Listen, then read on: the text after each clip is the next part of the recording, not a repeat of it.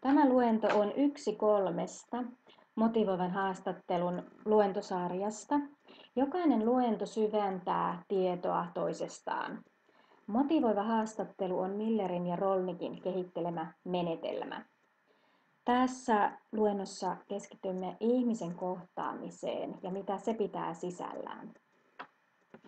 Tuo Mary Lou Casein sanonta, mitä ihmiset todella tarvitsevat, on hyvä kuuntelu, pitää todella paikkaansa. Sinun ei periaatteessa tarvitse osata muuta kuin kuunnella, olla läsnä ja ehkä vähän reflektoida. Ihminen muuttuu läpi elämän, se on totta. Ja ihmisten välisessä vuorovaikutuksessa syntyy motivaatio.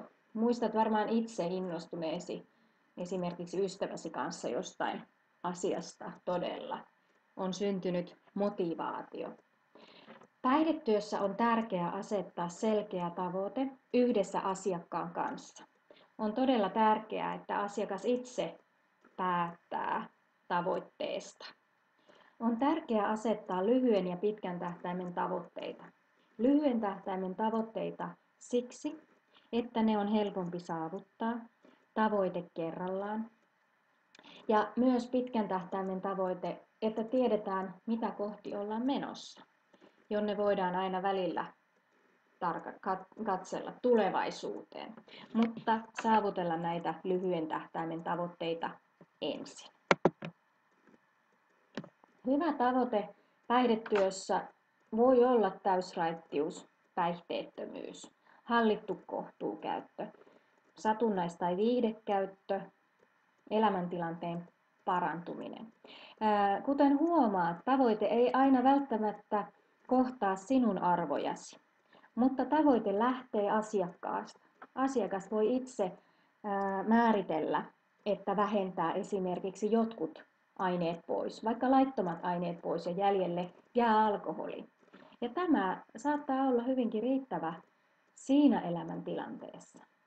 Se voi olla haittojen vähentäminen, oman terveyden parantaminen, inhimillisen kärsimyksen lieventäminen. Jos ajattelet vaikka neulojen vaihtopistettä, niin siellä tavoitteena ei ole täysraittius, vaan se on erilainen tavoite. Inhimillisen kärsimyksen lieventäminen esimerkiksi, tai tartuntatautien leviämisen pysäyttäminen. No, hyvä tavoite on todellakin sitten positiivinen, eli semmoinen, mikä jo itsessään motivoi. Sen täytyy olla asiakkaan oma tai hyväksymä. Jos hän ei pysty tavoitetta asettamaan, niin sinä voit auttaa häntä, mutta sen tavoitteen täytyy olla sellainen, jonka asiakkaasi hyväksyy. Eli hän pystyy ottaa sen omakseen. On hyvä kirjoittaa tavoite ylös. Tällöin siihen on helpompi palata. Sen täytyy olla todellinen ja mahdollinen, mutta myös riittävän haasteellinen. Ei auta asettaa tavoitetta, joka on jo saavutettu. Tavoitteen tulee suunnata tulevaisuuteen ja sen on oltava mielessä työstettävä päivittäin tai viikoittain, eli sen kokoinen, jota uskaltaa tarkastella ja pyöritellä mielessä. Se on hyvä olla mitattavissa mahdollisimman konkreettisesti, eli mitä on tapahtunut, mitä huomataan, että on tapahtunut, kun tavoite on saavutettu.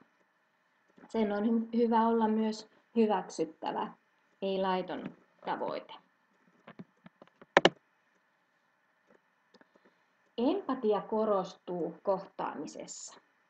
Empatia on ihmisen hyväksymistä, mutta ei silti samaa mieltä olemista ja kaikkien tekojen hyväksymistä. Sinun ei tarvitse olla samaa mieltä kuin asiakkaasi. Sinä saat ajatella niin kuin sinä ajattelet ja tuoda sitä näkökulmaa asiakkaalle esiin.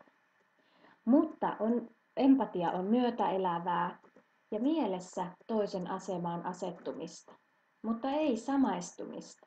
Sinä olet työntekijä, hän on asiakas, mutta sinä pystyt ymmärtämään toivottavasti asiakastasi. Ja pystyt tuomaan myös sitä omaa näkemystä esiin. mitä sinä ajattelet tilanteesta. Totuudellisesti ja rohkeasti peilata tilannetta. Empatia on myös yksilöllisyyden ja itsemääräämisoikeuden kunnioitusta. Se on tärkeää, että asiakas itse saa päättää asioista ja kantaa vastuuta asioistaan. Sinä tuet, kuuntelet, ymmärrät. Empatia on myös valmiiden vastauksien välttämistä. Ei sinun tarvitse olla tietopankki, vaan sinä voit myös kysyä sitä samaa asiaa asiakkaalta, palauttaa kysymyksen, että kysyit minulta tätä, mutta mitä sinä oikeasti ajattelet tästä? Vastuu muutoksesta on aina asiakkaalla. Me emme voi tehdä ketään päihteettömäksi omalla halullamme, vaan se vastuu täytyy olla asiakkaalla. Ja näin tapahtuu muutos, jos hän itse kantaa sen vastuun. Toki meissä asuu auttaja ja olemme valmiita tekemään hyvinkin paljon asiakkaamme puolesta, mutta aina kannattaa kysyä, että onko se tarpeellista. Empatia on asiakkaan voimavarojen tunnistamista ja tukemista siinä, että asiakas itse ottaa niitä voimavarojaan käyttöön. Konfrontointi on taas päinvastainen tapa toimia. Työntekijän on tärkeää rehellisyys ja aitous, mutta myös omien tunteiden tunnistaminen. Epäaito oleminen paljastuu ja herättää epävarmuutta ja turvattomuutta asiakkaassa. Hän tietää kyllä, milloin teeskentelet. Päihteitä käyttävät asiakkaat ovat usein hyvin herkkiä tunnustelemaan tilannetta aivan kuin tuntosarvillaan, lukemaan työntekijän ilmeitä, eleitä. Ja näin he kyllä tunnistavat, jos vastassa on epäaito kohtaaja. Asiakkaan toivottomuus, avuttomuus, neuvottomuus ja viha ovat osa muutosta ja ne on tunnistettava, hyväksyttävä ja tarkasteltava. On hyvä tarkastella, mitä tunteita herää itsessä asiakastyöskentelyn aikana. Esimerkiksi tilanteen jälkeen on hyvä tarkastella, että mitä tunteita jäi itselle päälle. Onko ne omia tunteita vai onko ne asiakkaasta lähtöisin olevia tunteita. Eli tarkastella niitä tunteita, joita käy läpi asiakastyön aikana. Työntekijän omien tunteiden ja kokemusten työstö työryhmässä, työn ohjauksessa tuo ammattitaitoa ja ammatillisuutta. Se on erittäin tärkeä työväline mielenterveys- ja päihdetyössä. Ihminen tarvitsee muita ihmisiä kehittyäkseen. Se, miten puhutaan, miten ollaan, millainen peili, sellainen ihminen. Sanotaan, että ihminen lähtee kehittymään kohti niitä ihmisiä, joita hän ihailee. Eli mitä sinä voit tarjota asiakkaalle?